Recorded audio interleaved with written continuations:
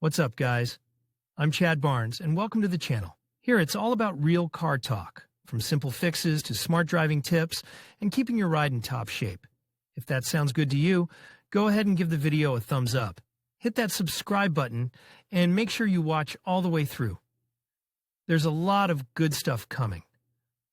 Let's get to it. Technology. This model is a typical Audi of the beginning of 2000s with all-steel body. Here even the hood is steel, aluminum. With supposed only IS and rare versions with 2.0 TFSIe.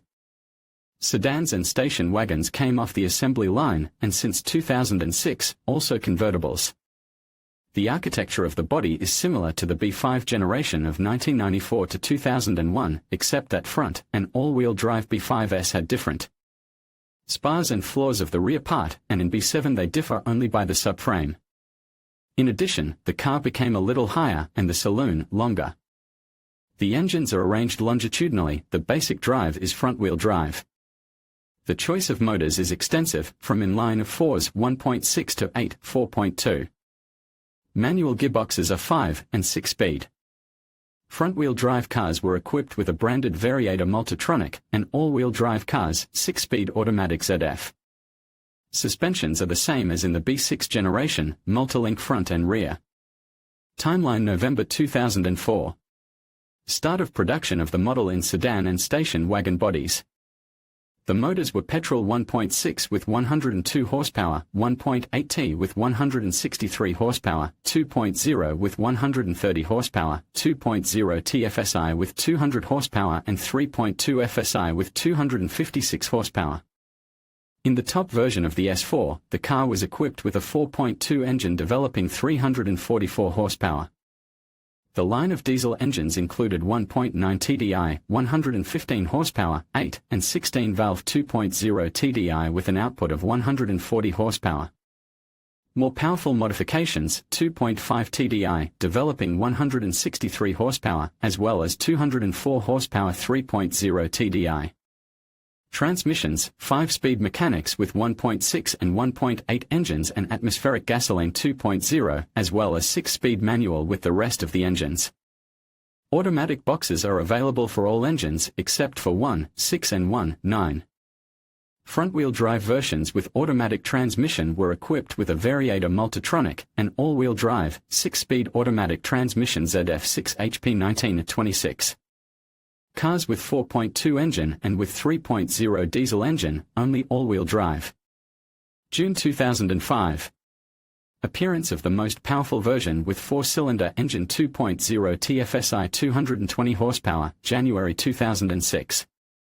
Start of deliveries of cars with cabriolet body. Appearance of a 2.7-liter diesel engine in the lineup, which could be installed on front-wheel drive cars. During the year, new multimedia systems appear and all diesel versions without particulate filter disappear.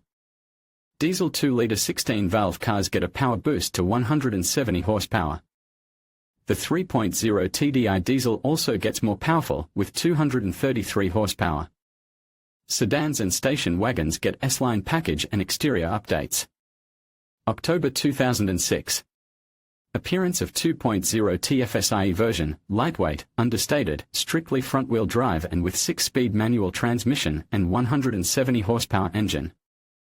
The 200 horsepower version of the 2.0 TFSI also received a 6-speed manual. September 2007. Production of sedans was stopped. March 2008. Production of station wagons was cancelled. February 2009. Production of convertibles was curtailed. March 2009. Production of Seat Exio, a copy of Audi A4, but in limited configurations. Body. Exterior panels. Most A4 owners take the time to invest in keeping the body in good condition, and you can find a frank hole under the paint bubbles. For example, many A6s of the same period have been repainted twice already and quite qualitatively, so it is much harder to find a frankly rotten copy. It is not difficult to find a decent-looking body, especially if you are not strictly after the factory paintwork. It is better to look for a car for collection not in Moscow or St. Petersburg, but much further south. And it is necessary to examine the car thoroughly. No matter how much we love Audi for decent paintwork, in this generation the quality of metal painting is far from outstanding. And galvanizing is somehow wrong, practically without zinc. If seriously, then chips here appear easily, and if the car is in native paint, then small problems on a bodywork are surely enough. But chips are not the main trouble. On the front edge of the hood and roof, body arches, especially the front ones on the joints of rear arches and bumper, you can easily find a frank reddish color. It is especially not lurking in on the rear door and trunk lid, and under the moldings on the doors. Yes, it is still a child of Volkswagen concern, and rust on most surfaces does not immediately become loose and gives the owner a few years to think. But in case of B7 the youth is already ending, and there is not much time for elimination of such kind of problems on external surfaces. It's relatively rare for doors to suffer on this generation, usually problems are not visible without disassembly. But look under the lower door molding and inside, this is a problematic place, as there are a lot of fastening clips under the plastic. And constant moisture due to drainage from the window seal. The front fenders, as on the B6, also rot from the inside. They rust the lower part of the bracket, by which they are attached to the sill, and the front edge from the headlight and below. The main problem is the rot above the arch, in the place where the locker joins the inner side of the fender. Front fenders as a traditional sore spot are offered by third-party manufacturers not only in the form of repair steel parts of Chinese origin, but also in plastic. The quality of the replicas is quite high, but it is usually impossible to perfectly align the gaps with them. The junction of the rear arch and bumper also rusts, and often through. And the hood in the corners of the headlights can be with holes. Underneath, if the car was cared for in any way, all you will see is pitting on the spars and brackets at the bottom of the wheel arches. Rust at the shock absorber support cups at the front and rear, as well as in the rear part of the body around the gas tank and above the subframe. The thing is that the underbody here is very tightly covered with plastic panels on almost the entire area. There is a thermal shield in the center, and the sills are protected with plastic pads. If you want to know the true condition of the body, all plastic should be removed. However, the panels are often broken after our snowy winters. Almost certainly, the sight of bare underbody will not please you. It is not covered with anti-gravel and is actually not protected from corrosion, and the tight installation of plastic panels contributes to the accumulation of dirt, which never dries out. As a result, the paintwork is bubbling and peeling on the flat surfaces of the underbody, the lower parts of the sills and their reinforcements. The front edges of the floors in the rear of the body around the jack stands and drain plugs. There is a possibility that the sill under the plastic in the rear part is also in bad condition. All the plastic studs and clip holes are excellent hotbeds for ginger infestation. Even in cars of the last years of production, which spent all their life in Moscow, the underbody usually needs not only washing, but also a full-fledged cleaning from rust and full anti-corrosion.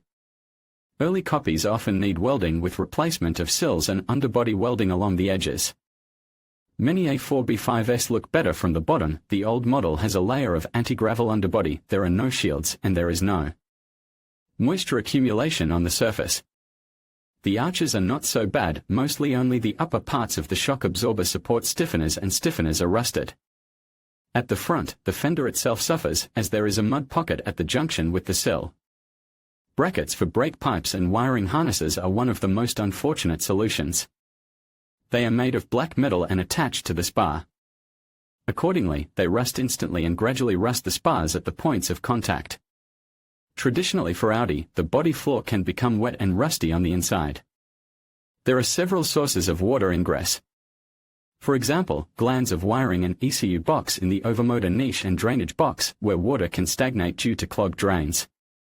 Water can also get into the air filter if the plastic panel under the glass is incorrectly placed and the cover on the filter itself is lost. Or the source of moisture may be a clogged drain of the air conditioner. With time a clog may form in its tube. It happens that during Antica they fill the drain in the central tunnel with mastic. The result is not so sad as on B5, but there is no comfort block on the floor here. But there is still enough wiring. For some reason, the water draining shield and jabot are often either broken or simply put crookedly, and this also increases the chances of a flood due to water getting into the cabin filter. As you have understood, it is also worth looking into the overmotor niche. Water stagnates here if you do not clean the drain rubber bands, and the battery standing in it creates a pleasant acidic environment. Thin paintwork resists such cocktail weakly. Otherwise, under a hood, chances to find problems are small. But the trunk recesses may turn out to be rotten from inside. Raise the floor and check the seams of the rear panel. The condition of the spare wheel niche and side pockets should be obligatory. Of course, it is not 20-year-old jiggly. Here the floor of the salon will not fall out, and mice are unlikely to get into the trunk, but the price of body restoration is quite different. And you just need to take into account that even 15-year-old foreign cars of German assembly can turn out to be holy. Especially since much depends on the quality of service and not always beats with the external condition and cost of the car. Body equipment: the huge, single-frame radiator grille is weak on all cars, with cracks forming easily around the edges. The paint from the bumper flies off almost from the wind, and certainly from any contact with branches. The headlights are not a model of durability either. You will have to polish them often, because of cracking. The outer casing often has to be simply replaced. Lenses inside burn out. It is good that the headlights are assembled on butyl sealant, and there are no incredible technologies in this generation. If the optics with adaptive light AFL, the wear and tear of the lens actuators is added, but in general it is trifles. Rear lights with LEDs are more capricious than usual. In cold weather the whole blocks may not burn, but with the onset of heat they come to life. However, the owners of A4 still like them for beauty and brightness. Locks and lock sensors are a traditional headache, and progressive. The main problem here is with micro switches and sagging hinges of the driver's door. If mechanical locks have not been used, there is a good chance that they are a bit sour now. The door seals are not bad, but the driver's door sags over time and the seal no longer performs its function. This is a good indicator of the true mileage. If there is excessive noise on the move, then with a good probability the mileage already exceeds 250,000. Glass frames are made as a separate part, as it is common for Audi. The aluminum panel is strong enough and does not rust, but the aluminum mirror bracket suffers from oxidation.